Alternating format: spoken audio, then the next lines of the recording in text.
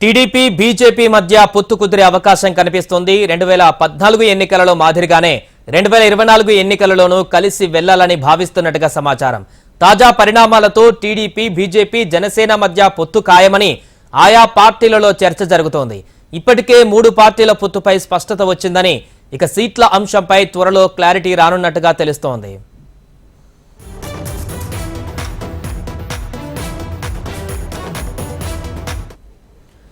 ఏపీలో పొత్తుల రాజకీయం రోజుకొక మలుపు తిరుగుతుంది. ఒంటరిగానే పోటీ చేస్తామని వైసీపీ ఇప్పటికే క్లారిటీ ఇవ్వగా, టీడీపీ జనసేన కూటమిలోకి బీజేపీ ఎంట్రీపై ఉత్కంఠ నెలకొంది. బీజేపీ పెద్దలను టీడీపీ అధినేత చంద్రబాబు కలవడంతో పొత్తుపై మరికొన్ని రోజుల్లో స్పష్టత వచ్చే అవకాశాలు కనిపిస్తున్నాయి. ఏపీ రాజకీయాలలో ఇప్పుడు పొత్తుల అంశం కీలకంగా మారింది.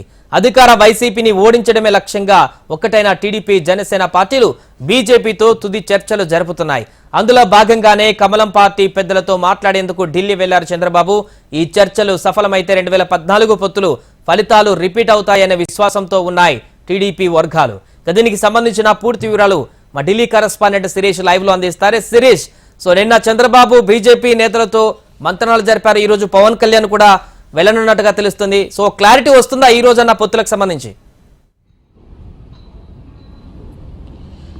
సాయి, టీడీపీ జనసేన బీజేపీ 3 కూడా కలిసి పోటీ చేయడం అనేది దాదాపు ఖాయంగానే కనపడుతోంది. పొత్తులు అన్నిటి కూడా కుదిరాయి. కాకపోతే ఎవరెన్ని స్థానాల్లో పోటీ చేయాలనే దానిపైన క్లారిటీ రావడానికి మరికొంత సమయం అనేది కూడా పట్టే అవకాశం కూడా ఉంది. ఇంకా ఎన్నికల షెడ్యూల్ అనేది కూడా విడుదల కాలేదు కాబట్టి ఎన్నికల షెడ్యూల్ విడుదలయ్యే నాటికి పొత్తులపైన ఒక క్లారిటీ అనేది కూడా వస్తుంది. అయితే ఎన్డీఏను బలోపేతం చేయాలని చెప్పేసి ప్రధాని నరేంద్ర మోడీ భావించారు.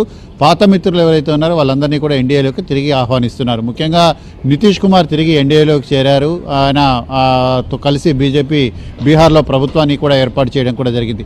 నిన్న నితీష్ కుమార్ కూడా చంద్రబాబు నాయుడు కంటే ముందు అమిత్ షా, జేపీ నడ్డాలతో కూడా సమావేశమయ్యారు. దానిలో భాగంగానే ఈరోజు ఆ తర్వాత చంద్రబాబు నాయుడు కూడా వాళ్ళిద్దరితో కూడా సమావేశమయ్యారు. మొదట ఇటు అమిత్ షా దగ్గర నుంచి కానీ జేపీ నడ్డా దగ్గర నుంచి కానీ వచ్చిన ప్రతిపాదన ఏంటంటే ఎన్డీఏలో చేరండి అని చెప్పేసి కూడా చంద్రబాబు నాయుడును కోరినట్లుగా కూడా తెలుస్తోంది. ఎన్డీఏను బలోపేతం పరచండి, దేశవ్యాప్తంగా కూడా 400 సీట్లు సాధించే లక్ష్యం అనేది కూడా లక్ష్యంగా ఎన్డీఏ ముందుకు వెళ్తుంది కాబట్టి అందులో భాగస్వామ్యం కావాలని చెప్పేసి కూడా చంద్రబాబు నాయుడిని కోరినట్టుగా తెలుస్తుంది. దానికి చంద్రబాబు నాయుడు కూడా సుముఖత వ్యక్తం చేశారు. ఎందుకంటే చంద్రబాబు నాయుడే గత కొద్ది కాలంగా కూడా ఎన్డీఏలోకి చేరేందుకు సుముఖత వ్యక్తం చేస్తున్న పరిస్థితుల నేపథ్యంలో వాళ్ళ నుంచి ఆహ్వానం రావడంతో కూడా చంద్రబాబు నాయుడు కూడా దాదాపు ఓకే కూడా చెప్పారు. వరుసగా 3వసారి నరేంద్ర మోడీ అధికారాన్ని చేపట్టడం అనేది కూడా దాదాపు ఖాయంగా కనపడుతుంది. ఇటు ఎన్డీఏ భాగస్వామ్య పక్షాలని బలోపేతం చేయాలి. ఇండియా కూటమి అనేది క్రమక్రమంగా బలహీనపడుతున్న నేపథ్యంలో దానికి ఆల్టర్నేటివ్ కూటమి ఎన్డీఏ కూటమి చాలా బలంగా ఉందన్న సంకేతాలను కూడా ప్రజల్లోకి పంపే ప్రయత్నాన్ని కూడా బీజేపీ కూడా చేస్తోంది. ఇటు దక్షిణాది రాష్ట్రాల్లో కాంగ్రెస్ పార్టీ కొంత బలంగా ఉన్న నేపథ్యంలో కాంగ్రెస్ పార్టీ యొక్క ప్రభావాన్ని తగ్గించేందుకు ఇటు బీజేపీ కూడా ప్రయత్నాలు కూడా చేస్తుంది. దానిలో భాగంగానే దక్షిణాది రాష్ట్రాల్లో కలిసి వచ్చే భాగస్వామ్య పార్టీలతో కలిసి ముందుకు వెళ్లాలని చెప్పేసి కూడా బీజేపీ భావిస్తుంది. ఈ దిశగా చంద్రబాబు నాయుడు జనసేనను కూడా ఎంచుకున్నట్లుగా సమాచారం.